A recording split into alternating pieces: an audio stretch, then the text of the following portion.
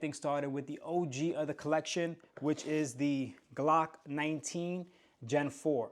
I'm running the Olight Bladr Mini, which is a light as well as a red laser. The Holosun SES, which I had milled directly to the slide, some goon tape, and the Magpul Magwell.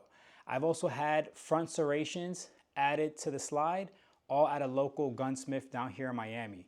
Now, I absolutely love this gun. Like I said, it's the OG of my collection, got me on this journey and got me started in just buying guns in general.